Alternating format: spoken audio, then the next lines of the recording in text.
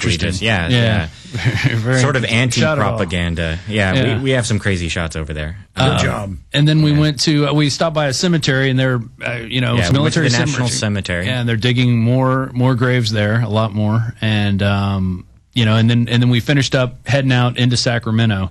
Before that, we met this guy, Dr. John, and he told us his story, and we'll have video of all that. He made this big sign, and he's actually had people coming in because of this sign and talking about the bailout and AIG, coming in agreeing with him, that Obama's not doing a good job, and he doesn't see a lot of people, and he actually voted for Obama. And he, a lot of these people that we talk to, they think Obama is going to save them. They really are out of touch.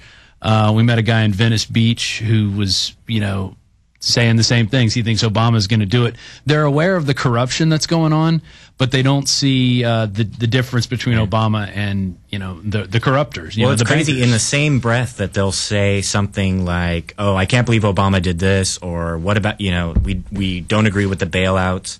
They'll say, "But Obama's going to save us." Yeah, I mean they're even though totally they just said some of the things that he's doing wrong. The mass brainwashing is there, and then then we went up to Sacramento.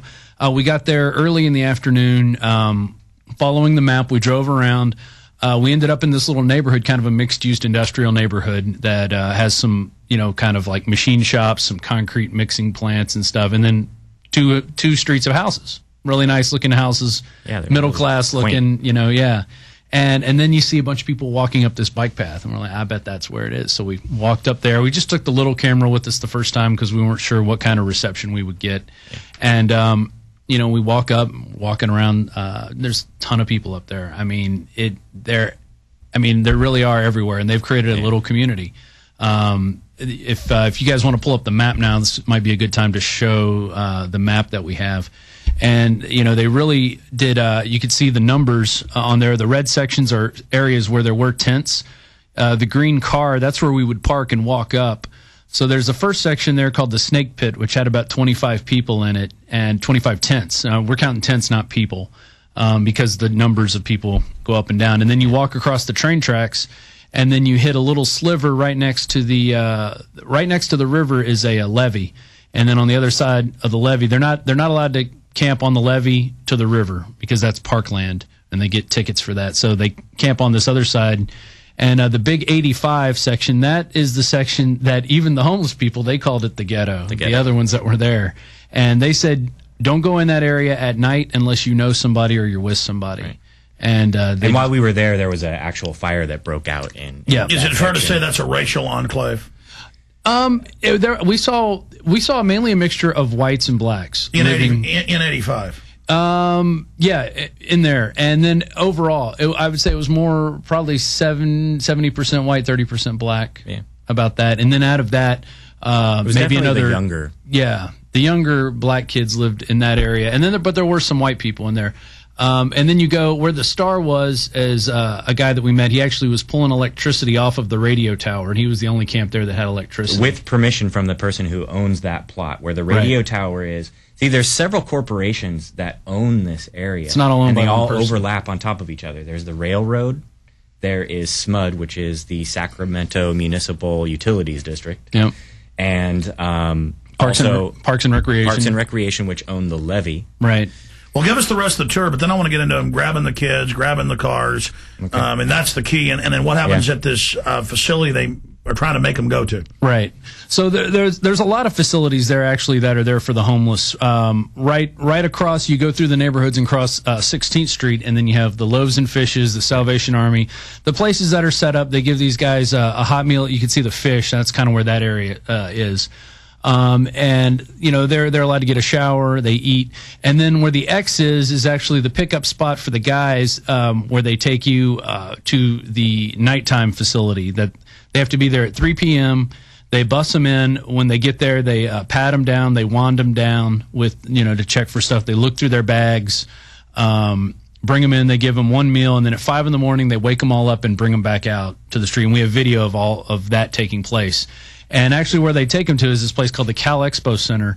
And it's it's a giant, huge events it's the state fairground. Yeah, the state fairground with a fair Yeah, it's a very big area, but what they've done is converted a building and a miniature golf course. Right, that was also a miniature golf course. So it's very surreal. You know, you have this guarded building and palm trees and this miniature golf course, and then people funneling in, and apparently they're severely searched. And controlled. And they can't keep anything. They're not allowed to they're allowed to bring one bag with them at the bus site where they get picked up. They can park their bicycle and like one other bag of stuff. So I mean, if you're going to try to better yourself, I don't see how you can do it owning 2 bags of articles and a bike and not having any other possessions. So they're telling them you can't live out here in the shanty town. We're going to force you into the camp, but you're saying the camp only holds 150 people. Right. They have to leave at 5 a.m., be there at 3 p.m. to be bussed in. They're searchlight prisoners.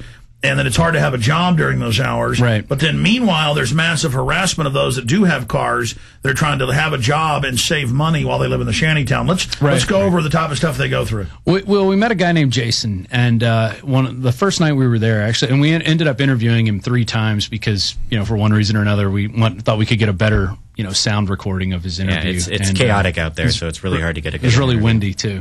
But so Jason, he was...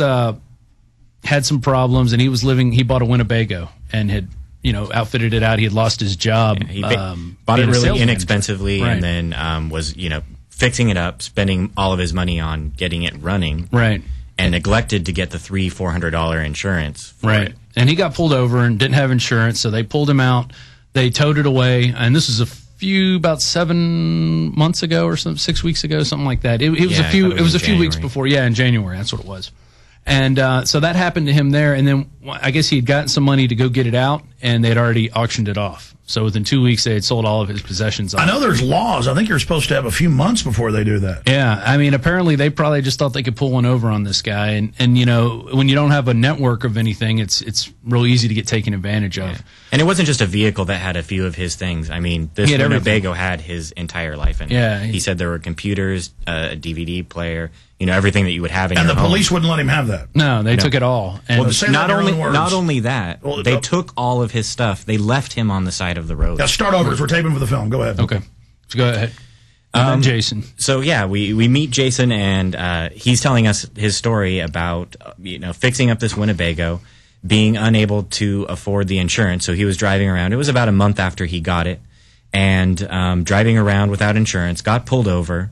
The police had this whole rigmarole where, they were playing good cop, bad cop. Yeah. One guy was saying, oh, yeah, we're not going to tow you away. And then finally, in the end, it came out that, yes, they were going to take all of his stuff. They were going to tow him and leave him on the side of the road. With the clothes on his back. With the clothes on his back. That's Not, can I drop you somewhere? No. The clothes on your back, just fend for yourself. And so somehow he ends up in Tent City, and he'd been living there for a while, and... he lived with this one guy the guy had the electricity. He was living with him for a while, and then he moved into another tent. And he's, this guy used to be a sales manager for a floor tile and adhesive company. The reason this is so important is that here's a guy who was lower middle class. Yeah. He gets down on his luck. He tries to get a Winnebago to live in to get a lower grade job and build money back up to get on his feet. Sure. This happened to tens of millions of our ancestors, many of them still living in the Great Depression. Mm-hmm. Grapes of Wrath, that movie's based on real things that happened. It's even worse. 7 million starved to death according to major university studies. And that was when 90% of us were self-sufficient. So a large portion of those that weren't died. And they wouldn't arrest you for trying to pull off the road or live in, the bushes somewhere in a tent as long as you were nonviolent. Mm-hmm. They did have bonus marchers who'd been living for years in D.C. That they then sent in Eisenhower as a young captain, and the colonel, of course, a World War I hero, was MacArthur. And they wrote him down, shot him, killed him to get rid of that shantytown. Because they were there saying we were promised our bonuses. So this has happened a few times before. But the issue here is then the police come, grab his home and his equipment, his computers, everything he's got, won't let him have it, and then take it away, and now he's just completely blown away.